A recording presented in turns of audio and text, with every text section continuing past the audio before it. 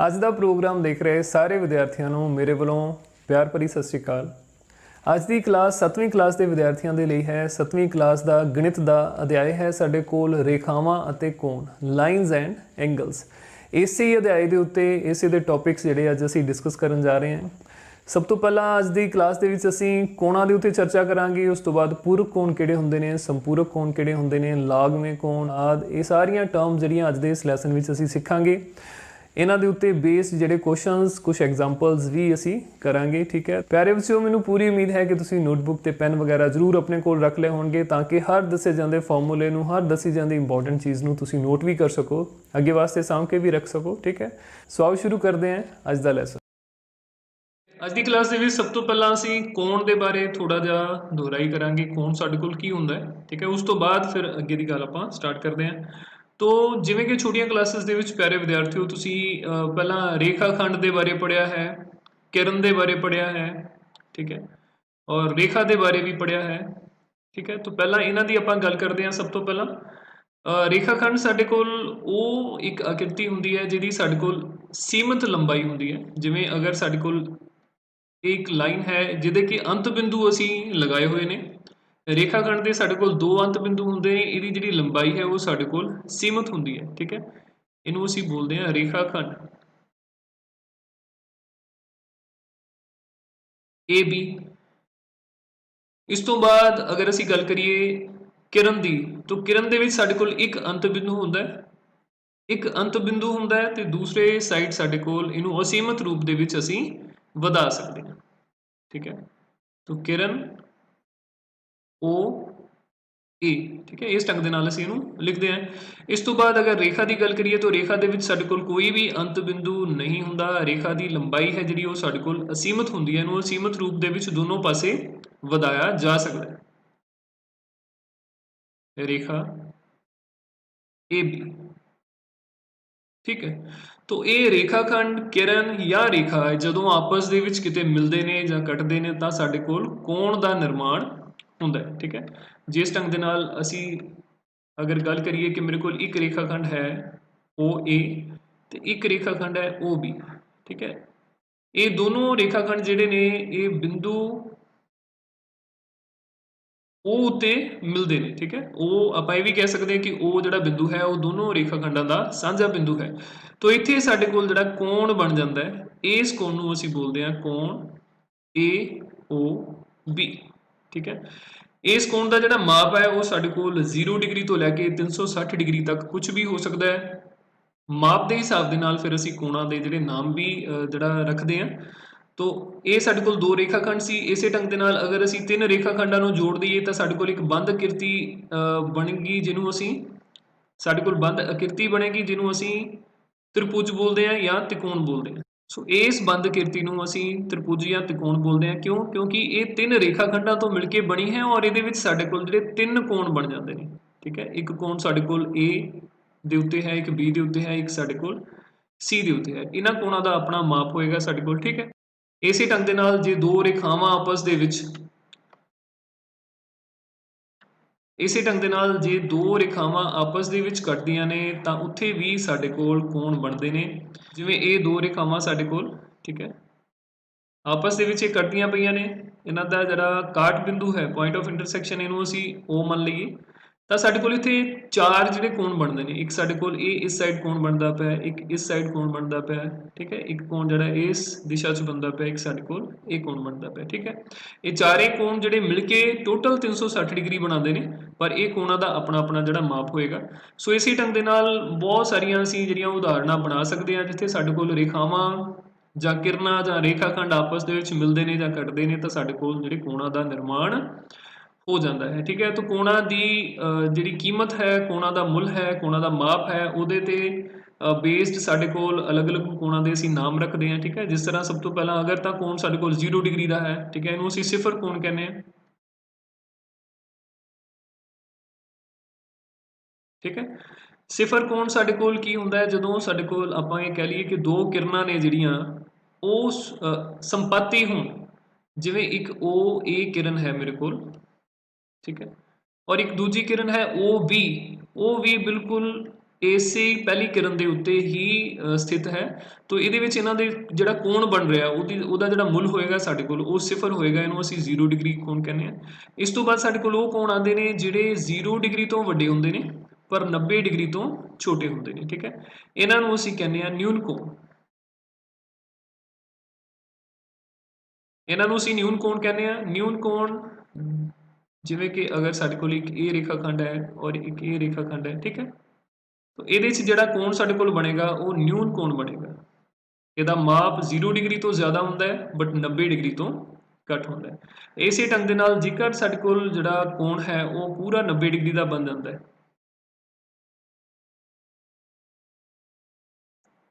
ਠੀਕ, ਤਾਂ ਇਹਨੂੰ ਅਸੀਂ ਸਮਕੋਣ ਦਾ ਨਾਮ ਦਿੰਦੇ ਹਾਂ,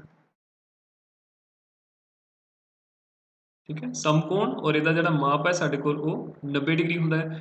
90 ਡਿਗਰੀ ਤੋਂ ਵੱਡਾ ਅਗਰ ਕੋਣ ਹੁੰਦਾ ਹੈ ਪਰ 180 ਤੋਂ ਛੋਟਾ ਰਹਿੰਦਾ ਹੈ, ਠੀਕ ਹੈ। ਜੇਕਰ ਕੋਣ ਦੀ ਜਿਹੜੀ ਕੀਮਤ ਹੈ ਉਹ ਸਾਡੇ ਕੋਲ 90 ਡਿਗਰੀ ਤੋਂ ਵੱਧ ਜਾਏ ਪਰ 180 ਤੋਂ ਘੱਟ ਰਹੇ, ਇਹਨੂੰ ਅਸੀਂ ਅਧਿਕ ਕੋਣ ਦੇ ਨਾਮ ਦੇ ਨਾਲ ਜਾਣਦੇ ਹਾਂ।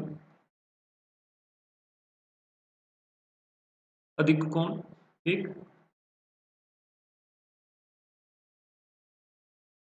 ਇਹ ਸਾਡੇ ਕੋਲ ਜਿਹੜਾ ਕੋਣ ਇੱਥੇ ਬਣੇਗਾ ਇਹ ਅਧਿਕ ਕੋਣ ਹੋਏਗਾ, ਠੀਕ ਹੈ। ਜੇਕਰ ਕੋਣ ਪੂਰਾ 180 ਡਿਗਰੀ ਦਾ ਹੋ ਜਾਂਦਾ ਹੈ ਇਹਦਾ ਨਾਮ ਸਾਡੇ ਕੋਲ ਸਰਲ ਕੋਣ ਹੁੰਦਾ ਹੈ, ਠੀਕ ਹੈ। ਇਹਦੇ ਸਾਡੇ ਕੋਲ ਜਿਹੜੀ ਸਿੱਧੀ ਰੇਖਾ ਬਣ ਜਾਂਦੀ ਹੈ। ਜਿਵੇਂ ਅਸੀਂ ਇਹ ਮੰਨ ਲਈਏ ਕਿ ਸਾਡੇ ਕੋਲ ਦੋ ਕਿਰਨਾਂ ਨੇ ਜਿਨ੍ਹਾਂ ਦਾ ਜਿਹੜਾ ਸਾਂਝਾ ਬਿੰਦੂ ਹੈ ਉਹ O ਹੈ ਔਰ ਕਿਰਨ A ਜਿਹੜੀ ਹੈ ਉਹ ਇਸ ਸਾਈਡ ਹੈ ਔਰ ਕਿਰਨ B ਜਿਹੜੀ ਹੈ ਉਹ ਸਾਡੇ ਕੋਲ ਦੂਜੀ ਸਾਈਡ ਹੈ। ਤਾਂ ਇਹਦੇ ਵਿੱਚ ਜਿਹੜਾ ਇੱਥੇ ਕੋਣ ਸਾਡੇ ਕੋਲ ਬਣੇਗਾ ਦੋਨਾਂ ਦੇ ਵਿੱਚ, ਇਸ ਕੋਣ ਨੂੰ ਅਸੀਂ ਸਰਲ ਕੋਣ ਕਹਿੰਦੇ ਆ ਜਾਂ ਸਿੱਧਾ ਕੋਣ ਜਾਂ ਸਟ੍ਰੇਟ ਐਂਗਲ ਕਹਿੰਦੇ ਆ 180 ਡਿਗਰੀ ਦਾ, ਠੀਕ ਹੈ। ਜੇਕਰ ਕੋਣ ਦੀ ਕੀਮਤ ਸਾਡੇ ਕੋਲ 180 ਡਿਗਰੀ ਤੋਂ ਵੱਧ ਜਾਂਦੀ ਹੈ, ਦੋ ਰੇਖਾਵਾਂ ਦੋ ਕਿਰਨਾਂ ਜਾਂ ਰੇਖਾ ਖੰਡਾਂ ਦੇ ਵਿਚਕਾਰ ਜਿਹੜੀ ਕੋਣ ਦੀ ਕੀਮਤ ਹੈ ਉਹ 180 ਡਿਗਰੀ ਤੋਂ ਵੱਡੀ ਹੋ ਜਾਂਦੀ ਹੈ ਪਰ 360 ਡਿਗਰੀ ਤੋਂ ਛੋਟੀ ਰਹਿੰਦੀ ਹੈ, ਇਹਨੂੰ ਅਸੀਂ ਰਿਫਲੈਕਸ ਕੋਣ ਦੇ ਨਾਮ ਦੇ ਨਾਲ ਜਾਣਦੇ ਹਾਂ। ਰਿਫਲੈਕਸ ਕੋਣ, ਠੀਕ ਹੈ। तो ये भी ਅਸੀਂ ਦੇਖ ਲੈਂਦੇ ਆ। ਇਹ ਸਾਡੇ ਕੋਲ ਇਸ ਢੰਗ ਦੇ ਨਾਲ ਬਣੇਗਾ,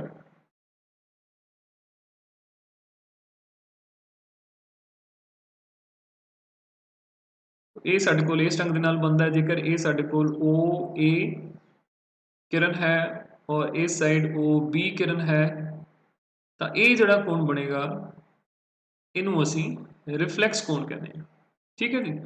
ਇਸ ਤੋਂ ਬਾਅਦ ਸਾਡੇ ਕੋਲ ਜੇਕਰ ਕੋਣ ਦੀ ਕੀਮਤ 360 ਡਿਗਰੀ ਹੀ ਹੋ ਜਾਂਦੀ ਹੈ, ਠੀਕ, 360 ਡਿਗਰੀ, ਤਾਂ ਇਹਨੂੰ ਅਸੀਂ ਸੰਪੂਰਨ ਕੋਣ ਕਹਿੰਦੇ ਹਾਂ।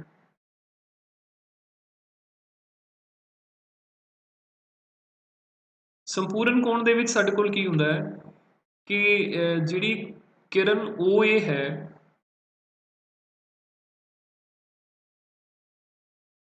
ਆਪਾਂ ਇਹ ਕਹਿ ਸਕਦੇ ਹਾਂ ਕਿ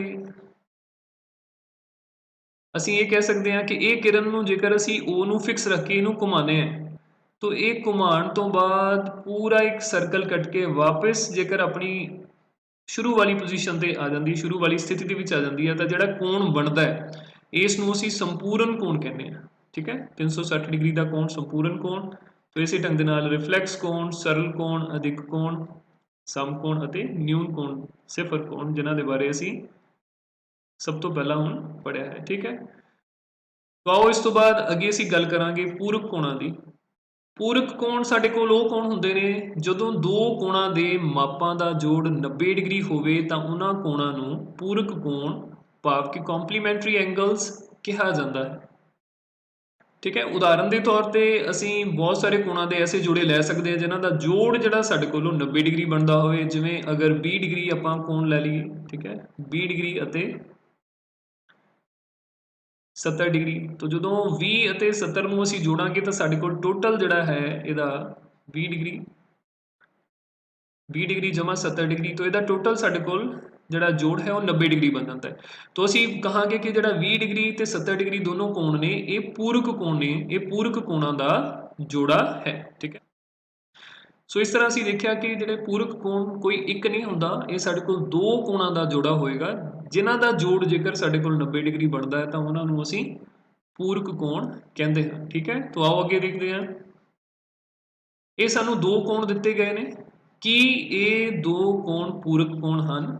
ਇਹ ਦੋਨੋਂ ਕੋਣ ਅਸੀਂ ਦੇਖਣੇ ਨੇ ਕਿ ਪੂਰਕ ਹਨ। ਇਹਦੇ ਵਿੱਚ ਹੁਣ ਇੱਕ ਦਾ ਜਿਹੜਾ ਮਾਪ ਹੈ ਉਹ ਸਾਡੇ ਕੋਲ 30 ਡਿਗਰੀ ਦਿੱਤਾ ਹੋਇਆ ਹੈ, ਦੂਸਰੇ ਕੋਣ ਦਾ ਜਿਹੜਾ ਮਾਪ ਹੈ ਉਹ ਸਾਡੇ ਕੋਲ 60 ਡਿਗਰੀ ਦਿੱਤਾ ਹੋਇਆ ਹੈ।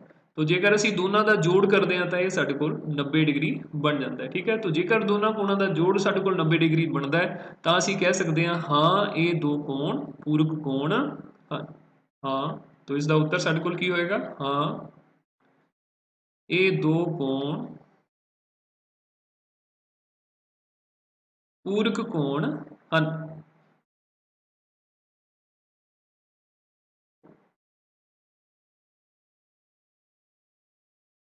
ठीक है विद्यार्थियों, सो ਅੱਗੇ ਚੱਲਦੇ ਹਾਂ ਅਸੀਂ। ਅੱਗੇ ਫਿਰ ਸਾਨੂੰ ਦੋ ਕੋਣ ਜਿਹੜੇ ਦਿੱਤੇ ਗਏ ਨੇ ਅਸੀਂ ਇਹਨਾਂ ਦੇ ਬਾਰੇ ਵੀ ਇਹੀ ਦੱਸਣਾ ਹੈ ਕਿ ਇਹ ਦੋ ਕੋਣ ਪੂਰਕ ਕੋਣ ਹਨ। तो ਦੱਸਣ ਤੋਂ ਪਹਿਲਾਂ ਸਾਨੂੰ ਕੀ ਕਰਨਾ ਪਏਗਾ? ਇਹਨਾਂ ਦੋਨਾਂ ਕੋਣਾਂ ਦਾ ਜੋੜ ਕਰਨਾ ਪਏਗਾ। ਸੋ 35 ਡਿਗਰੀ ਜਮਾ 65 ਡਿਗਰੀ ਜਦੋਂ ਅਸੀਂ ਇਹਨੂੰ ਜੋੜਦੇ ਹਾਂ ਤਾਂ ਇਹ ਸਾਡੇ ਕੋਲ ਬਣ ਜਾਏਗਾ 100 ਡਿਗਰੀ। ठीक है, तो क्योंकि दोनों कोणों का जोड़ साडे कोल 90 डिग्री नहीं बनया, 100 डिग्री बनया, तो इसलिए ये जिहड़ा जोड़ा है साडे कोणों का ये पूरक कोण नहीं है। नहीं, ये दो कोण पूरक कोण नहीं है।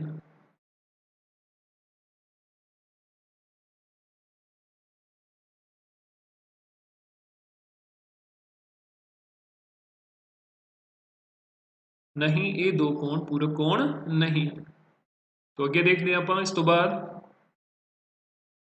ਹੇਠਾਂ ਦਿੱਤੇ ਕੋਣਾਂ ਦੇ ਜੋੜਿਆਂ ਵਿੱਚੋਂ ਕਿਹੜੇ ਜੋੜੇ ਪੂਰਕ ਹਨ। ਸਾਡੇ ਕੋਲ ਇੱਥੇ ਕੁਝ ਜੋੜੇ ਜਿਹੜੇ ਆ ਦਿੱਤੇ ਹੋਏ ਨੇ, ਆਪਾਂ ਇਹਨਾਂ ਦਾ ਜੋੜ ਕਰਕੇ ਦੇਖਾਂਗੇ ਦੋਨਾਂ ਕੋਣਾਂ ਦਾ। ਜੇਕਰ ਤਾਂ ਜੋੜ ਸਾਡੇ ਕੋਲ 90 ਡਿਗਰੀ ਬਣਦਾ ਹੋਇਆ ਤਾਂ ਇਹ ਪੂਰਕ ਕੋਣ ਹੋਣਗੇ, ਨਹੀਂ ਤਾਂ ਨਹੀਂ ਹੋਣਗੇ। ਠੀਕ ਹੈ, ਤਾਂ ਪਹਿਲਾ ਜੋੜਾ ਅਸੀਂ ਦੇਖ ਸਕਦੇ ਹਾਂ ਇੱਥੇ ਸਾਡੇ ਕੋਲ ਇੱਕ ਕੋਣ ਜਿਹੜਾ 70 ਡਿਗਰੀ ਹੈ, ਦੂਜਾ ਕੋਣ 20 ਡਿਗਰੀ ਹੈ। ਤਾਂ 70 ਤੇ 20 ਦਾ ਜਿਹੜਾ ਜੋੜ ਹੈ ਉਹ ਸਾਡੇ ਕੋਲ ਬਣਦਾ ਹੈ 90 ਡਿਗਰੀ। ਤਾਂ ਆਪਾਂ ਲਿਖ ਦਿਆਂਗੇ ਹਾਂ ਇਹ ਪੂਰਕ ਕੋਣ ਹਨ। ਹਾਂ ਇਹ ਪੂਰਕ ਕੋਣ ਹਨ।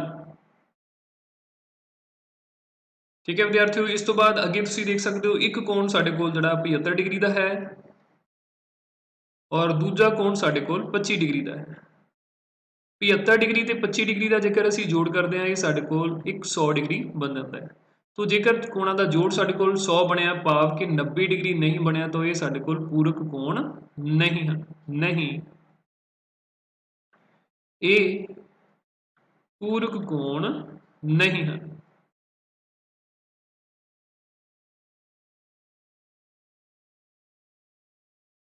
ठीक है विद्यार्थियों, तो इस तो बाद साडे कोल होर उदाहरणां ने हेठां तुसीं देख सकते हो 48 डिग्री ते 52 डिग्री।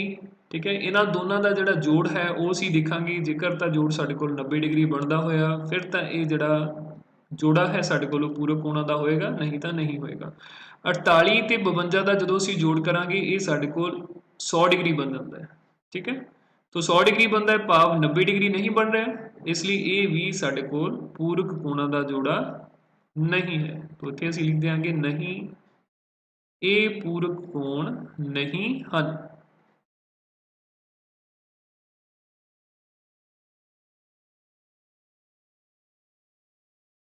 ठीक है स्टूडेंट्स, तो इस तो बाद साडे कोल एक जोड़ा होर तुसीं देख सकते हो 35 डिग्री ਅਤੇ 55 डिग्री। तो इन्हां दोनों का जोड़ भी आपां करके देख लैंदे हां, उत्थों सानूं पता चल जाएगा कि ये जिहड़े कोण ने पूरक कोण हैगे ने जां नहीं ने। तो जेकर असीं 35 ਨੂੰ 55 ਦੇ ਵਿੱਚ ਜੋੜਦੇ ਹਾਂ ਤਾਂ ਇਹ ਸਾਡੇ ਕੋਲ ਇਹਨਾਂ ਦਾ ਜੋੜ 90 डिग्री बनेगा। ठीक है, तो 90 डिग्री बनेगा, इसलिए ये जिहड़ा जोड़ा है साडे कोल ये पूरक कोणां दा जोड़ा है। हाँ ये पूरक कोण ਹਨ।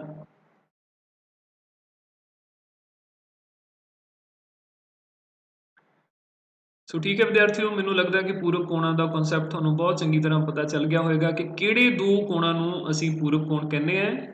ਕਿਹੜਿਆਂ ਨੂੰ ਕਹਿੰਦੇ ਆ? ਜੇਕਰ ਉਹਨਾਂ ਦਾ ਜੋੜ ਸਾਡੇ ਕੋਲ 90 डिग्री ਬਣਦਾ ਹੋਵੇ।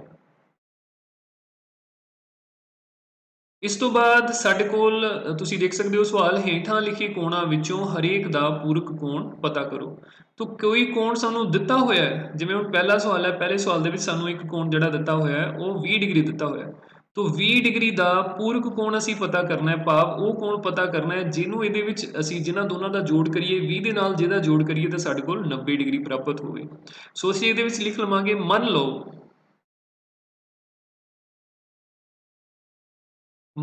20 ਡਿਗਰੀ ਦਾ ਪੂਰਕ ਕੋਣ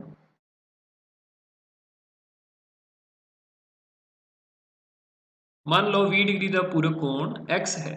ਠੀਕ ਹੈ, ਜੇਕਰ ਪੂਰਕ ਕੋਣ x ਹੈ ਤਾਂ ਕੀ ਹੋਏਗਾ, x ਅਤੇ 20 ਡਿਗਰੀ ਦਾ ਜਿਹੜਾ ਜੋੜ ਹੈ ਦੋਨਾਂ ਦਾ ਜੋੜਫਲ ਉਹ ਸਾਡੇ ਕੋਲ 90 ਬਣਨਾ ਚਾਹੀਦਾ ਹੈ। ਠੀਕ ਹੈ, ਤਾਂ ਇਹਦੇ ਵਿੱਚੋਂ x ਦੀ ਕੀਮਤ ਕੱਢਣ ਲਈ ਅਸੀਂ ਕੀ ਕਰਾਂਗੇ, 20 ਡਿਗਰੀ ਨੂੰ ਦੂਜੀ ਸਾਈਡ ਲਿਜਾ ਕੇ 90 ਡਿਗਰੀ ਦੇ ਵਿੱਚੋਂ ਘਟਾ ਦਿਆਂਗੇ।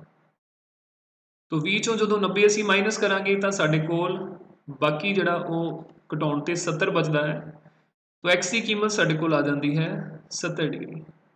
ਠੀਕ ਹੈ ਵਿਦਿਆਰਥੀਓ, ਤਾਂ ਇਸ ਤੋਂ ਸਾਨੂੰ ਕੀ ਪਤਾ ਚੱਲਦਾ ਹੈ ਕਿ 20 ਡਿਗਰੀ ਦਾ ਪੂਰਕ ਕੋਣ 70 ਡਿਗਰੀ ਹੈ।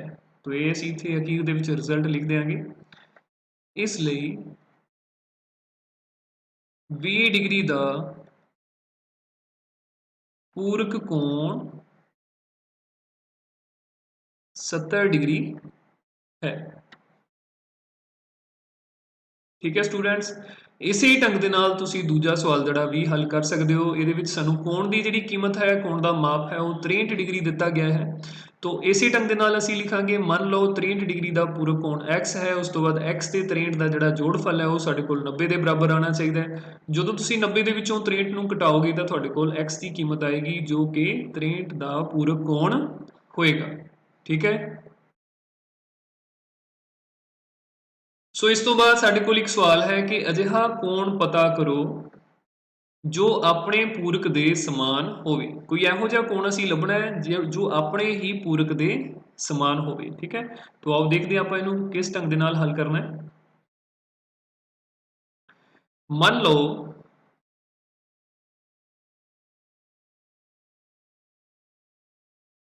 ਕੋਣ x ਆਪਣੇ ਪੂਰਕ ਦੇ ਸਮਾਨ ਹੈ।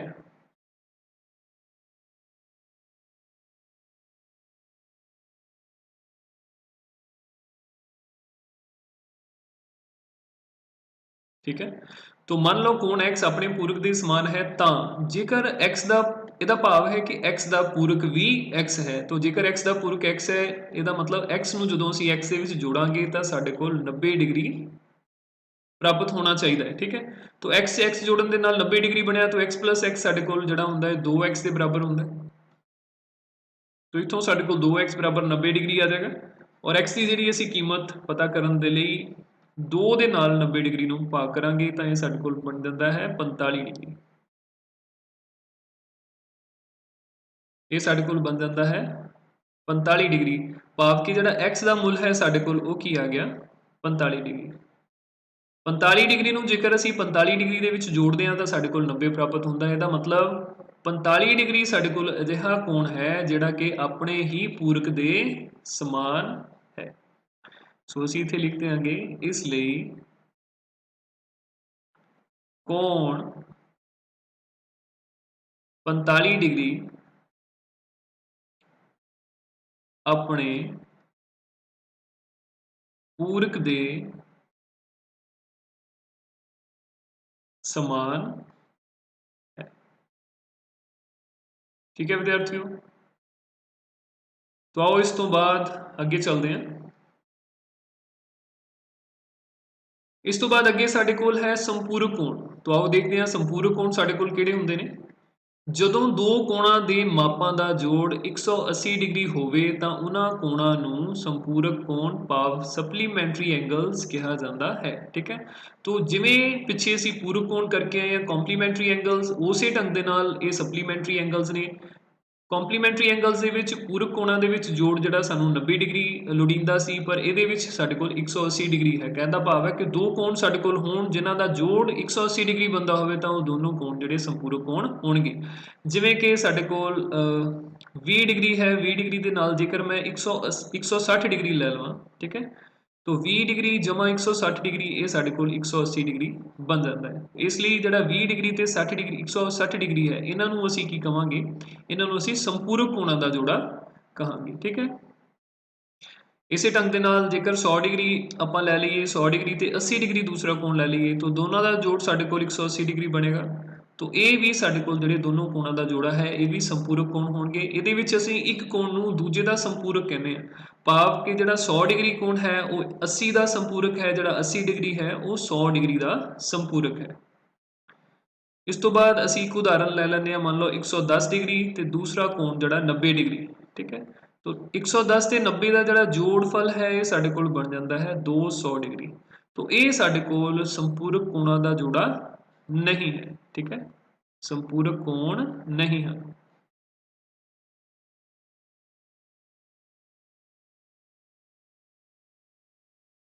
ਸੋ 110 ਤੇ 90 ਡਿਗਰੀ ਸਾਡੇ ਕੋਲ ਸੰਪੂਰਕ ਕੋਣ ਨਹੀਂ ਹਨ। ਇਸ ਤੋਂ ਪਹਿਲੇ ਜਿਹੜੇ 100 ਤੇ 80 ਸਨ ਇਹ ਸਾਡੇ ਕੋਲ ਸੰਪੂਰਕ ਕੋਣ ਸਨ, ਸੰਪੂਰਕ ਕੋਣ ਹਨ। ਔਰ ਇਸ 20 ਤੇ 160 ਡਿਗਰੀ ਇਹ ਵੀ ਸਾਡੇ ਕੋਲ ਸੰਪੂਰਕ ਕੋਣ ਹਨ, ਠੀਕ ਹੈ ਵਿਦਿਆਰਥੀਓ। तो ਤੁਸੀਂ ਦੇਖ ਸਕਦੇ ਹੋ ਬਹੁਤ ਸੌਖੇ ਢੰਗ ਦੇ ਨਾਲ ਇਹਨਾਂ ਨੂੰ ਯਾਦ ਵੀ ਰੱਖਿਆ ਜਾ ਸਕਦਾ ਹੈ ਕਿ ਦੋਨਾਂ ਦਾ ਜੋੜ ਬਸ ਸਾਡੇ ਕੋਲ ਜਿਹੜਾ ਸਰਲ ਕੋਣ ਬਣਨਾ ਚਾਹੀਦਾ 180 ਡਿਗਰੀ ਬਣਨਾ ਚਾਹੀਦਾ, ਫਿਰ ਅਸੀਂ ਉਹਨਾਂ ਨੂੰ ਸਪਲੀਮੈਂਟਰੀ ਐਂਗਲਸ ਜਾਂ ਸੰਪੂਰਕ ਕੋਣ ਕਹਿੰਦੇ ਹਾਂ। ਸੋ ਇੱਥੇ ਤੁਸੀਂ ਦੇਖ ਸਕਦੇ ਹੋ ਕੁਝ ਜੋੜੇ ਜਿਹੜੇ ਸਾਨੂੰ ਦਿੱਤੇ ਗਏ ਨੇ, ਇਹਨਾਂ ਦੇ ਵਿੱਚੋਂ ਅਸੀਂ ਦੇਖਣਾ ਹੈ ਕਿ ਕਿਹੜਾ ਜੋੜਾ ਸਾਡੇ ਕੋਲ ਸੰਪੂਰਕ ਕੋਣਾਂ ਦਾ ਹੋਏਗਾ, ਠੀਕ ਹੈ। तो पहले जोड़े ਦੇ ਵਿੱਚ ਸਾਡੇ ਕੋਲ ਇੱਕ ਕੋਣ 60 ਡਿਗਰੀ ਹੈ, ਦੂਜਾ ਕੋਣ ਸਾਡੇ ਕੋਲ 120 ਡਿਗਰੀ ਹੈ। ਜੇਕਰ ਅਸੀਂ 60 ਡਿਗਰੀ ਨੂੰ 120 ਡਿਗਰੀ ਦੇ ਨਾਲ ਜੋੜ ਕੇ ਦੇਖਦੇ ਹਾਂ ਤਾਂ ਇਹਨਾਂ ਦਾ ਜਿਹੜਾ ਜੋੜ ਹੈ ਉਹ ਸਾਡੇ ਕੋਲ ਬਣ ਜਾਂਦਾ ਹੈ 180 ਡਿਗਰੀ, ਠੀਕ ਹੈ। तो ਇਹ ਜਿਹੜਾ ਜੋੜਾ ਹੈ ਇਹ ਸਾਡੇ ਕੋਲ ਸੰਪੂਰਕ ਕੋਣਾਂ ਦਾ ਜੋੜਾ ਹੋਏਗਾ। दूसरा ਇਹਦੇ ਵਿੱਚ ਵੀ ਤੁਸੀਂ 68 ਡਿਗਰੀ ਤੇ 112 ਡਿਗਰੀ ਨੂੰ ਜੇਕਰ ਜੋੜੋਗੇ, 68 ਡਿਗਰੀ ਦੇ ਵਿੱਚ ਜੇਕਰ ਅਸੀਂ 112 ਡਿਗਰੀ ਜੋੜਦੇ ਹਾਂ तो ਇਹਨਾਂ ਦਾ ਜੋੜ ਵੀ ਸਾਡੇ ਕੋਲ 180 ਡਿਗਰੀ ਬਣਦਾ ਹੈ, ਠੀਕ ਹੈ।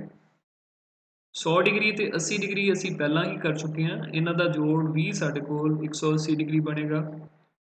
ਇਸ ਤੋਂ ਬਾਅਦ 135 ਡਿਗਰੀ, ਇਹ ਵਾਲਾ ਕੋਣ 135 ਡਿਗਰੀ ਦਾ ਹੈ, ਇਹ ਕੋਣ ਸਾਡੇ ਕੋਲ 45 ਡਿਗਰੀ ਦਾ ਹੈ। तो 135 ਦੇ ਵਿੱਚ ਜੇਕਰ ਅਸੀਂ 45 ਜੋੜਦੇ ਹਾਂ तो ਇਹਨਾਂ ਦਾ ਜੋੜਫਲ ਵੀ ਸਾਡੇ ਕੋਲ 180 ਡਿਗਰੀ ਬਣਦਾ ਹੈ। ਸੋ ਇਹ ਸਾਰੇ ਜੋੜੇ ਸਾਡੇ ਕੋਲ ਸੰਪੂਰਕ ਕੋਣਾਂ ਦੇ ਜੋੜੇ ਹਨ। तो ਅਸੀਂ ਹੇਠਾਂ ਇੱਥੇ ਲਿਖ ਸਕਦੇ ਹਾਂ, उपरोक्त सारे जोड़े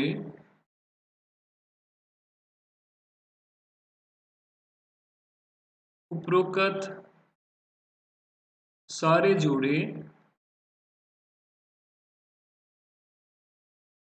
संपूरक ਹਨ।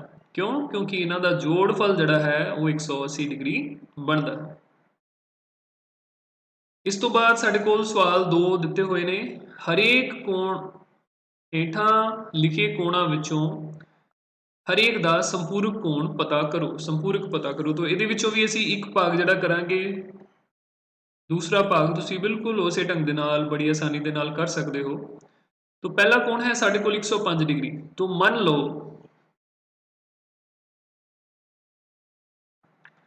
105 ਡਿਗਰੀ ਦਾ ਸੰਪੂਰਕ ਕੋਣ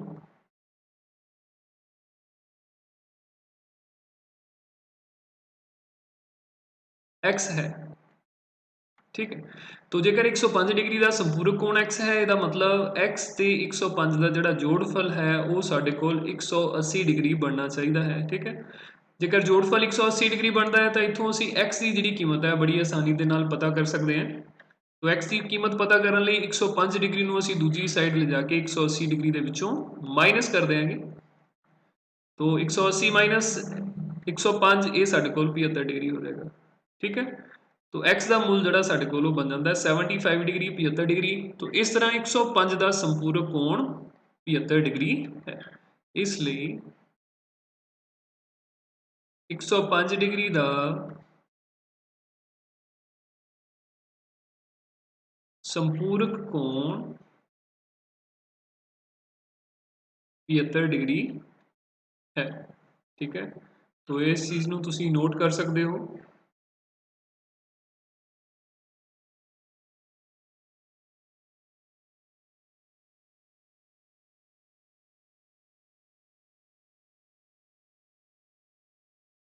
इस तो बाद अगे सानू कुछ कोणां दे जिहड़े जोड़े दिते गए ने, इन्हां दे विचों सानू ये पछाणन वास्ते कहा गया है कि किहड़ा जोड़ा पूरक कोणां दा है ते किहड़ा ਕਿਹੜਾ ਜੋੜਾ ਸੰਪੂਰਕ ਕੋਣਾਂ ਦਾ ਹੈ।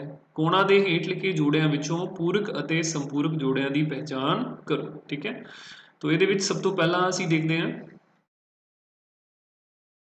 ਭਾਗ ਪਹਿਲਾ। ਸਾਡੇ ਕੋਲ ਇਹਦੇ 'ਚ ਇੱਕ ਕੋਣ ਸਾਡੇ ਕੋਲ 65 ਡਿਗਰੀ ਹੈ, ਦੂਸਰਾ ਕੋਣ ਸਾਡੇ ਕੋਲ 115 ਡਿਗਰੀ ਹੈ। ਠੀਕ ਹੈ, तो 165 ਤੇ 115 ਦਾ ਜੇਕਰ ਅਸੀਂ ਜੋੜਫਲ ਕਰਦੇ ਹਾਂ ਤਾਂ ਇਹ ਸਾਡੇ ਕੋਲ ਬਣਦਾ ਹੈ 180 ਡਿਗਰੀ। तो ਅਸੀਂ ਕਹਿ ਸਕਦੇ ਹਾਂ ਇਹ ਸਾਡੇ ਕੋਲ ਸੰਪੂਰਕ ਕੋਣ ਹਨ।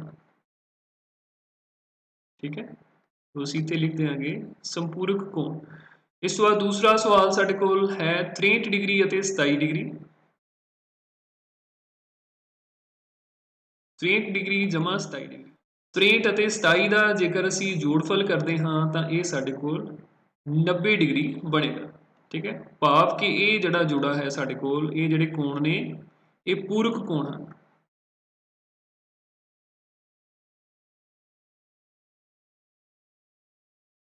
ਇਸ ਤੋਂ ਬਾਅਦ ਤੀਸਰਾ ਸਵਾਲ ਸਾਡੇ ਕੋਲ ਹੈ 112 ਡਿਗਰੀ ਅਤੇ 68 ਡਿਗਰੀ। ਸੋ 112 ਅਤੇ 68 ਡਿਗਰੀ ਦਾ ਜੋੜਫਲ ਸਾਡੇ ਕੋਲ 180 ਡਿਗਰੀ ਦੇ ਬਰਾਬਰ ਬਣੇਗਾ। ਠੀਕ ਹੈ, तो जेकर जोड़फल 180 डिग्री बनता है ਇਹਦਾ मतलब ਇਹ दोनों कोण ਸਾਡੇ ਕੋਲ संपूरक कोण होणगे।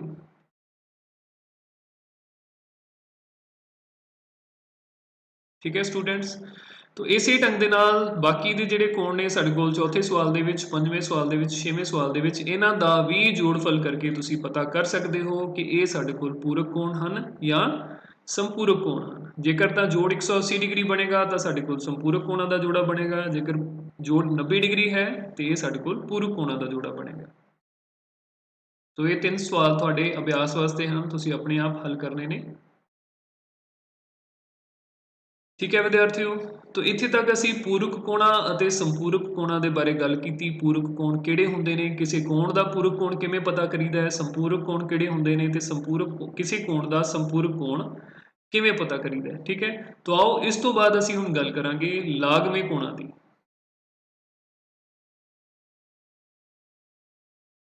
ਇਸ ਤੋਂ ਬਾਅਦ ਅਸੀਂ ਗੱਲ ਕਰਾਂਗੇ ਲਾਗਵੇਂ ਕੋਣਾਂ ਦੇ ਬਾਰੇ। ਲਾਗਵੇਂ ਕੋਣ ਸਾਡੇ ਕੋਲ ਉਹ ਕੋਣ ਹੁੰਦੇ ਨੇ, ਉਹਨਾਂ ਦੀਆਂ ਕੀ ਨਿਸ਼ਾਨੀਆਂ ਨੇ। ਇਹਨਾਂ ਦਾ ਇੱਕ ਸਾਂਝਾ ਸਿਖਰ ਹੁੰਦਾ ਹੈ, ਇਹਨਾਂ ਦੀ ਇੱਕ ਸਾਂਝੀ ਭੁਜਾ ਹੁੰਦੀ ਹੈ। ਜੋ ਭੁਜਾਵਾਂ ਸਾਂਝੀਆਂ ਨਹੀਂ ਹਨ ਉਹ ਸਾਂਝੀ ਭੁਜਾ ਦੇ ਇੱਕ ਪਾਸੇ ਹੁੰਦੀਆਂ ਹਨ। ਠੀਕ ਹੈ, ਕੋਣਾਂ ਦੇ ਅਜਿਹੇ ਜੋੜੇ ਨੂੰ ਲਾਗਵੇਂ ਕੋਣ ਜਾਂ ਐਡਜੈਸੈਂਟ ਐਂਗਲਸ ਕਿਹਾ ਜਾਂਦਾ ਹੈ, ਜਿਨ੍ਹਾਂ ਵਿੱਚ ਇਹ ਤਿੰਨੋਂ ਹੀ ਖਾਸੀਅਤਾਂ ਹੁੰਦੀਆਂ ਨੇ, ਇਹ ਤਿੰਨੋਂ ਹੀ ਵਿਸ਼ੇਸ਼ਤਾਵਾਂ ਹੁੰਦੀਆਂ ਨੇ। ਲਾਗਵੇਂ ਕੋਣਾਂ ਦਾ ਸਿਖਰ ਸਾਂਝਾ ਹੁੰਦਾ ਹੈ ਤੇ ਇੱਕ ਭੁਜਾ ਵੀ ਸਾਂਝੀ ਹੁੰਦੀ ਹੈ, ਪਰ ਕੋਈ ਅੰਦਰੂਨੀ ਬਿੰਦੂ ਸਾਂਝਾ ਨਹੀਂ ਹੁੰਦਾ। ਤਾਂ ਆਓ ਅਸੀਂ ਇਸ ਨੂੰ ਸਮਝਣ ਦਾ ਯਤਨ ਕਰਦੇ ਹਾਂ। ਮੰਨ ਲਓ ਇੱਕ ਸਾਡੇ ਕੋਲ ਰੇਖਾਖੰਡ ਹੈ, ਇਹ ਦੂਜਾ ਰੇਖਾਖੰਡ ਹੈ ਤੇ ਇਹ ਸਾਡੇ ਕੋਲ ਇੱਕ ਤੀਜਾ ਰੇਖਾਖੰਡ ਹੈ। ਠੀਕ ਹੈ, ਇਹਨਾਂ ਦੇ ਨਾਮ ਅਸੀਂ ਰੱਖ ਲੈਂਦੇ ਹਾਂ A B A C A ਤੇ D। ਠੀਕ ਹੈ, ਇਹਦੇ ਵਿੱਚ ਹੁਣ ਸਾਡੇ ਕੋਲ ਜਿਹੜੇ ਕੋਣ ਬਣਦੇ ਨੇ, ਇੱਕ ਤੇ ਸਾਡੇ ਕੋਲ ਇਹ ਵਾਲਾ ਕੋਣ ਬਣਦਾ ਹੈ, ਇਹਦਾ ਨਾਮ ਹੈ ਸਾਡੇ ਕੋਲ BAC ਕੋਣ। ਠੀਕ ਹੈ, ਦੂਸਰਾ ਕੋਣ ਸਾਡੇ ਕੋਲ ਜਿਹੜਾ ਬਣਦਾ ਹੈ CAD ਕੋਣ। ਠੀਕ ਹੈ, तो दोनों कोणों ਦੇ ਵਿੱਚ ਤੁਸੀਂ ਦੇਖ ਸਕਦੇ ਹੋ ਕਿ ਜਿਹੜਾ BAC ਕੋਣ ਹੈ ਇਹਦਾ ਸਿਖਰ A ਹੈ, CAD ਕੋਣ ਦਾ ਸਿਖਰ ਵੀ A ਹੈ, ਭਾਵ ਕਿ ਇਹ ਜਿਹੜੇ ਦੋਨੋਂ ਕੋਣ ਨੇ ਇਹਨਾਂ ਦਾ ਸਿਖਰ ਸਾਂਝਾ ਹੈ। ਕੋਣ BAC ਅਤੇ ਕੋਣ CAD। ਠੀਕ ਹੈ, तो ਇਹਨਾਂ ਦੋਨਾਂ ਦਾ ਜਿਹੜਾ ਸਿਖਰ ਹੈ ਉਹ ਤੁਸੀਂ ਦੇਖ ਸਕਦੇ ਹੋ ਸਾਂਝਾ ਹੈ, ਦੋਨਾਂ ਦਾ ਸਿਖਰ ਬਿੰਦੂ A ਦੇ ਉੱਤੇ ਸਥਿਤ ਹੈ। तो पहली कंडीशन ਤਾਂ ਇਹਦੇ ਵਿੱਚ ਸੈਟੀਸਫਾਈ ਹੋ ਜਾਂਦੀ ਹੈ। दूसरी कंडीशन ਅਸੀਂ ਦੇਖਦੇ ਹਾਂ ਇਹਨਾਂ ਦੀ ਇੱਕ ਸਾਂਝੀ ਭੁਜਾ ਹੁੰਦੀ ਹੈ। तो ਇਹ ਦੋਨੋਂ ਕੋਣ ਆਪਾਂ ਦੇਖੀਏ ਤੇ ਇਹਦੇ ਵਿੱਚ ਇਹਨਾਂ ਦੀ ਇੱਕ ਸਾਂਝੀ ਭੁਜਾ AC ਹੈ। ਠੀਕ ਹੈ, ਇਹ ਵੀ ਕੰਡੀਸ਼ਨ ਸੈਟੀਸਫਾਈ ਹੁੰਦੀ ਹੈ। ਜੋ ਭੁਜਾਵਾਂ ਸਾਂਝੀਆਂ ਨਹੀਂ ਹਨ ਉਹ ਸਾਂਝੀ ਭੁਜਾ ਦੇ ਇੱਕ ਪਾਸੇ ਹੁੰਦੀਆਂ ਹਨ। ਇਸ ਕੋਣ ਦੀ ਭੁਜਾ AB ਤੇ ਇਸ ਕੋਣ ਦੀ ਭੁਜਾ AD ਇਹ ਸਾਂਝੀਆਂ ਭੁਜਾਵਾਂ ਨਹੀਂ ਹਨ ਔਰ ਇਹ ਸਾਂਝੀ ਭੁਜਾ ਦੇ ਇੱਕ ਪਾਸੇ ਨੇ, ਇੱਕ ਉੱਪਰ ਵਾਲੀ ਸਾਈਡ ਹੈ, ਇੱਕ ਥੱਲੇ ਵਾਲੀ ਸਾਈਡ ਹੈ। तो AC ਜਿਹੜੀ ਹੈ ਇਹ ਸਾਡੇ ਕੋਲ ਸਾਂਝੀ ਭੁਜਾ ਹੈ। ਠੀਕ ਹੈ, तो ਅਸੀਂ ਦੇਖਿਆ ਕਿ ਜਿਹੜੇ ਦੋ ਕੋਣ ਨੇ ਸਾਡੇ ਕੋਲ, ਕੋਣ BAC ਅਤੇ ਕੋਣ CAD, ਇਹ ਲਾਗਵੇਂ ਕੋਣ ਹਨ ਕਿਉਂਕਿ ਇਹ ਲਾਗਵੇਂ ਕੋਣ ਹੋਣ ਦੀਆਂ ਤਿੰਨੋਂ ਸ਼ਰਤਾਂ ਜਿਹੜੀਆਂ ਪੂਰੀਆਂ ਕਰਦੇ ਨੇ। ਇਹਨਾਂ ਦਾ ਇੱਕ वो एक ਸਿਖਰ ਸਾਂਝਾ ਹੈ, ਦੋਨਾਂ ਦੀ ਇੱਕ ਭੁਜਾ ਸਾਂਝੀ ਹੈ ਤੇ ਜਿਹੜੀਆਂ ਭੁਜਾਵਾਂ ਸਾਂਝੀਆਂ ਨਹੀਂ ਨੇ ਉਹ ਸਾਂਝੀ ਭੁਜਾ ਦੇ ਉਲਟ ਸਾਈਡ ਨੇ। ਠੀਕ ਹੈ। ਔਰ ਇਹਦੇ ਚ ਇਹ ਵੀ ਕਿਹਾ ਗਿਆ ਕਿ ਲਾਗਵੇਂ ਕੋਣਾਂ ਦਾ ਸਿਖਰ ਸਾਂਝਾ ਹੁੰਦਾ ਹੈ ਅਤੇ ਇੱਕ ਭੁਜਾ ਵੀ ਸਾਂਝੀ ਹੁੰਦੀ ਹੈ, ਪਰ ਕੋਈ ਅੰਦਰੂਨੀ ਬਿੰਦੂ ਸਾਂਝਾ ਨਹੀਂ ਹੁੰਦਾ। ਇਹਦਾ ਭਾਵ ਹੈ ਕਿ ਜਿਹੜਾ BAC ਸਾਡੇ ਕੋਲ ਕੋਣ ਹੈ, ਇਹਦਾ ਅੰਦਰੂਨੀ ਭਾਗ ਸਾਡੇ ਕੋਲ ਇਹ ਹੈ, ਇਸ ਭਾਗ ਦੇ ਵਿੱਚ ਕੋਈ ਵੀ ਜਿਹੜਾ ਬਿੰਦੂ ਹੋਏਗਾ ਉਹ ਸਾਡੇ ਕੋਲ ਇਸ ਭਾਗ ਦਾ ਅੰਦਰੂਨੀ ਬਿੰਦੂ ਹੋਏਗਾ। ਔਰ CAD ਜਿਹੜਾ ਸਾਡੇ ਕੋਲ ਕੋਣ ਹੈ, ਇਹਦਾ ਅੰਦਰੂਨੀ ਭਾਗ ਸਾਡੇ ਕੋਲ ਇਹ ਵਾਲਾ ਪੋਰਸ਼ਨ ਹੈ, ਇਹਨਾਂ ਪੋਰਸ਼ਨ, ਇਹਦੇ ਵਿੱਚ ਕੋਈ ਵੀ ਬਿੰਦੂ ਜਿਹੜਾ ਉਹ ਇਹਦਾ ਆਪਣਾ ਅੰਦਰੂਨੀ ਬਿੰਦੂ ਹੋਏਗਾ। ਤਾਂ ਅਸੀਂ ਦੇਖ ਸਕਦੇ ਹਾਂ ਕਿ ਦੋਨਾਂ ਦਾ ਕੋਈ ਵੀ ਅੰਦਰੂਨੀ ਬਿੰਦੂ ਜਿਹੜਾ ਦੋਨੋਂ ਕੋਣਾਂ ਦਾ ਸਾਂਝਾ ਨਹੀਂ ਹੈ, ਕਿਉਂਕਿ ਦੋਨਾਂ ਦਾ ਅੰਦਰੂਨੀ ਭਾਗ ਦਾ ਕੋਈ ਵੀ ਹਿੱਸਾ ਆਪਸ ਦੇ ਵਿੱਚ ਸਾਂਝਾ ਨਹੀਂ ਹੈ। ਠੀਕ ਹੈ। ਤਾਂ ਇਸ ਤਰ੍ਹਾਂ ਦੇ ਕੋਣ ਜਿਹੜੇ ਨੇ ਇਹਨਾਂ ਨੂੰ ਅਸੀਂ ਲਾਗਵੇਂ ਕੋਣ ਕਹਿੰਦੇ ਹਾਂ। ਇੱਥੇ ਸਾਡੇ ਕੋਲ ਕੁਝ ਕੋਣ ਜਿਹੜੇ ਦਿੱਤੇ ਗਏ ਨੇ, ਅਸੀਂ ਇਹਨਾਂ ਨੂੰ ਦੇਖਾਂਗੇ ਕਿ ਇਹ ਸਾਡੇ ਕੋਲ ਲਾਗਵੇਂ ਕੋਣ ਹੈਗੇ ਨੇ ਜਾਂ ਨਹੀਂ ਹੈਗੇ ਨੇ। ਠੀਕ ਹੈ। ਤਾਂ ਸਭ ਤੋਂ ਪਹਿਲਾ ਕੋਣ ਹੈ ਸਾਡੇ ਕੋਲ ਇਹ ਵਾਲਾ। ਇਹਦੇ 'ਚ ਤੁਸੀਂ ਦੇਖ ਸਕਦੇ ਹੋ ਇੱਕ ਕੋਣ ਜਿਹੜਾ ਇੱਕ ਹੈ ਉਹ ਇਹ ਵਾਲਾ ਕੋਣ ਹੈ। ਠੀਕ ਹੈ। ਔਰ ਦੂਸਰਾ ਜਿਹੜਾ ਕੋਣ ਦੋ ਹੈ ਉਹ ਸਾਡੇ ਕੋਲ ਇਹ ਵਾਲਾ ਕੋਣ ਹੈ। ਤਾਂ ਦੋਨਾਂ ਦਾ ਇੱਕ ਸਿਖਰ ਜਿਹੜਾ ਸਾਂਝਾ ਹੈ, ਦੋਨਾਂ ਦੀ ਇੱਕ ਇੱਕ ਭੁਜਾ ਜਿਹੜੀ ਹੈ ਉਹ ਸਾਂਝੀ ਹੈ, ਦੂਜੀਆਂ ਜਿਹੜੀਆਂ ਸਾਂਝੀਆਂ ਭੁਜਾਵਾਂ ਨਹੀਂ ਨੇ ਉਹ ਉਲਟ ਦਿਸ਼ਾ ਦੇ ਵਿੱਚ ਹਨ। ਤਾਂ ਇਹ ਸਾਡੇ ਕੋਲ ਲਾਗਵੇਂ ਕੋਣ ਹਨ। ਤਾਂ ਅਸੀਂ ਇੱਥੇ ਲਿਖ ਦੇਵਾਂਗੇ ਕਿ ਲਾਗਵੇਂ ਕੋਣ ਹਨ। ਇਸ ਤੋਂ ਬਾਅਦ ਦੂਸਰਾ ਜੋੜਾ ਤੁਸੀਂ ਦੇਖ ਸਕਦੇ ਹੋ, ਇਹਦੇ ਵਿੱਚ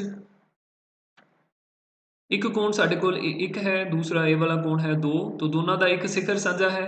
ਠੀਕ ਹੈ। ਇਸ ਬਿੰਦੂ ਦੇ ਉੱਤੇ ਫਿਰ ਦੋਨਾਂ ਦੀ ਇੱਕ ਭੁਜਾ ਵੀ ਸਾਂਝੀ ਹੈ ਤੇ ਜਿਹੜੀਆਂ ਭੁਜਾਵਾਂ ਸਾਂਝੀਆਂ ਨਹੀਂ ਨੇ ਉਹ ਸਾਂਝੀ ਭੁਜਾ ਦੇ ਉਲਟ ਦਿਸ਼ਾ ਦੇ ਵਿੱਚ ਹਨ। ਠੀਕ ਹੈ। ਇੱਕ ਇੱਧਰ ਹੈ ਤੇ ਦੂਸਰੀ ਦੂਜੀ ਵਾਲੀ ਸਾਈਡ ਹੈ।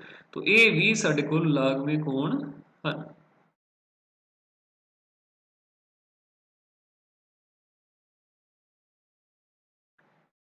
ਇਸ ਤੋਂ ਬਾਅਦ ਤੀਸਰਾ ਕੋਣ ਜਿਹੜਾ ਸਾਡੇ ਕੋਲ, ਹਾਂਜੀ, ਇਹਦੇ ਵਿੱਚ ਸਾਡੇ ਕੋਲ ਦੋ ਕੋਣ ਦਿੱਤੇ ਗਏ ਨੇ, ਇੱਕ ਇਹ ਕੋਣ ਦੋ ਹੈ ਔਰ ਇਹ ਕੋਣ ਸਾਡੇ ਕੋਲ ਇੱਕ ਹੈ। ਤਾਂ ਅਸੀਂ ਦੇਖ ਸਕਦੇ ਹਾਂ ਇਹਨਾਂ ਦੋਨਾਂ ਕੋਣਾਂ ਦਾ ਜਿਹੜਾ ਸਿਖਰ ਹੈ ਉਹ ਸਾਂਝਾ ਨਹੀਂ ਹੈ। ਤਾਂ ਜੇਕਰ ਸਿਖਰ ਸਾਂਝਾ ਨਹੀਂ ਹੈ ਤਾਂ ਅਸੀਂ ਇੱਥੇ ਹੀ ਕਹਿ ਸਕਦੇ ਹਾਂ ਕਿ ਇਹ ਦੋਨੋਂ ਕੋਣ ਜਿਹੜੇ ਲਾਗਵੇਂ ਕੋਣ ਨਹੀਂ ਹਨ। ਲਾਗਵੇਂ ਕੋਣ ਨਹੀਂ ਹਨ। ਠੀਕ ਹੈ। ਇਸ ਤੋਂ ਬਾਅਦ ਇੱਕ ਜੋੜਾ ਸਾਨੂੰ ਹੋਰ ਦਿੱਤਾ ਹੋਇਆ ਹੈ, ਦੋ ਜੋੜੇ ਹੋਰ ਦਿੱਤੇ ਹੋਏ ਨੇ। ਇਹਦੇ ਵਿੱਚ ਤੁਸੀਂ ਦੇਖ ਸਕਦੇ ਹੋ ਜਿਹੜਾ ਇੱਕ ਕੋਣ ਹੈ ਉਹ ਤਾਂ ਸਿਰਫ ਇਹਨਾਂ ਵਾਲਾ ਪੋਰਸ਼ਨ ਹੈ, ਇਹ ਸਾਡੇ ਕੋਲ ਕੋਣ ਇੱਕ ਹੈ ਇੱਥੋਂ ਲੈ ਕੇ ਇੱਥੇ ਤੱਕ। ਠੀਕ ਹੈ। ਔਰ ਜਿਹੜਾ ਕੋਣ ਦੋ ਹੈ ਉਹ ਸਾਨੂੰ ਇੱਥੋਂ ਪੂਰਾ ਇੱਥੇ ਤੱਕ ਦਿੱਤਾ ਹੋਇਆ। ਠੀਕ ਹੈ। ਤਾਂ ਦੋਨਾਂ ਦਾ ਸਿਖਰ ਜਿਹੜਾ ਉਹ ਆਪਾਂ ਦੇਖਦੇ ਹਾਂ ਕਿ ਕਾਮਨ ਹੈ, ਦੋਨਾਂ ਦਾ ਇੱਕ ਸਾਂਝਾ ਸਿਖਰ ਹੈ ਦੋਨੋਂ ਕੋਣਾਂ ਦਾ। ਦੋਨੋਂ ਕੋਣਾਂ ਦੀ ਇੱਕ ਭੁਜਾ ਵੀ ਸਾਂਝੀ ਭੁਜਾ ਹੈ, ਪਰ ਜਿਹੜੀਆਂ ਭੁਜਾਵਾਂ ਦੋਨੋਂ ਕੋਣਾਂ ਦੀਆਂ ਸਾਂਝੀਆਂ ਨਹੀਂ ਨੇ, ਜਿਵੇਂ ਇਹ ਵਾਲੀ ਭੁਜਾ ਤੇ ਇਹ ਵਾਲੀ ਭੁਜਾ, ਇਹ ਸਾਂਝੀ ਭੁਜਾ ਦੇ ਇੱਕ ਹੀ ਪਾਸੇ ਸਥਿਤ ਨੇ। ਇਹ ਸਾਡੇ ਕੋਲ ਸਾਂਝੀ ਭੁਜਾ ਹੈ ਦੋਨੋਂ ਕੋਣਾਂ ਦੀ। ਠੀਕ ਹੈ। ਔਰ ਇਹ ਜਿਹੜੀਆਂ ਸਾਂਝੀਆਂ ਭੁਜਾਵਾਂ ਨਹੀਂ ਨੇ ਇਹ ਸਾਂਝੀ ਭੁਜਾ ਦੇ ਇੱਕ ਹੀ ਪਾਸੇ ਸਥਿਤ ਨੇ, ਇਸ ਕਰਕੇ ਇਹ ਵੀ ਸਾਡੇ ਕੋਲ ਲਾਗਵੇਂ ਕੋਣਾਂ ਦੀਆਂ ਸਾਰੀਆਂ ਸ਼ਰਤਾਂ ਪੂਰੀਆਂ ਨਹੀਂ ਕਰਦੇ, ਤੋਂ ਲਾਗਵੇਂ ਕੋਣ ਨਹੀਂ ਹਨ। ਠੀਕ ਹੈ। ਤਿੰਨੋਂ ਸ਼ਰਤਾਂ ਪੂਰੀਆਂ ਹੋਣਗੀਆਂ ਤਾਂ ਹੀ ਅਸੀਂ ਦੋ ਕੋਣਾਂ ਨੂੰ ਲਾਗਵੇਂ ਕੋਣ ਕਹਾਂਗੇ।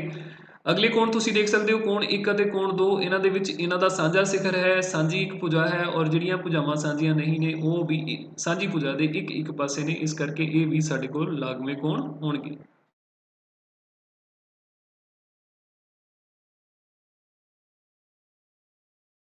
ਲਾਗਵੇਂ ਕੋਣ ਹਨ। ਇਸ ਤੋਂ ਬਾਅਦ ਸਾਡੇ ਕੋਲ ਇੱਕ ਸਵਾਲ ਹੈ, ਹੇਠਾਂ ਦਿੱਤੇ ਚਿੱਤਰ ਵਿੱਚ ਕੀ ਕੋਣ ਇੱਕ ਅਤੇ ਕੋਣ ਦੋ, ਕੀ ਕੋਣ ਇੱਕ ਕੋਣ ਦੋ ਦਾ ਲਾਗਵਾਂ ਕੋਣ ਹੈ, ਕਾਰਨ ਲਿਖੋ। ਇਹਦੇ 'ਚ ਹੁਣ ਤੁਸੀਂ ਬੱਚਿਓ ਦੇਖ ਸਕਦੇ ਹੋ ਕਿ ਦੋਨਾਂ ਦੀ ਇੱਕ ਸਾਂਝੀ ਭੁਜਾ ਤਾਂ ਹੈ, ਪਰ ਇਹਨਾਂ ਦੇ ਸਿਖਰ ਜਿਹੜੇ ਆ ਉਹ ਸਾਂਝੇ ਨਹੀਂ ਨੇ। ਤਾਂ ਜੇਕਰ ਇਹ ਦੋਨੋਂ ਕੋਣਾਂ ਦੇ ਸਿਖਰ ਸਾਂਝੇ ਨਹੀਂ ਨੇ, ਇਸ ਕਰਕੇ ਇਹ ਦੋਨੋਂ ਕੋਣ ਲਾਗਵੇਂ ਕੋਣ ਨਹੀਂ ਹੋਣਗੇ। ਤਾਂ ਅਸੀਂ ਇਹਦੇ ਉੱਤਰ ਦੇ ਵਿੱਚ ਲਿਖਾਂਗੇ ਨਹੀਂ, ਨਹੀਂ ਕੋਣ ਇੱਕ ਕੋਣ ਦੋ ਦਾ ਲਾਗਵਾਂ ਕੋਣ ਨਹੀਂ ਹੈ,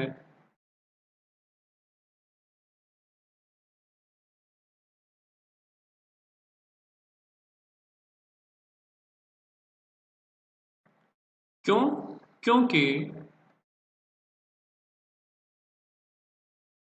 ਦੋਨਾਂ ਕੋਣਾਂ ਦੇ ਜਾਂ ਦੋਨਾਂ ਕੋਣਾਂ ਦਾ ਸਿਖਰ ਸਾਂਝਾ ਨਹੀਂ ਹੈ।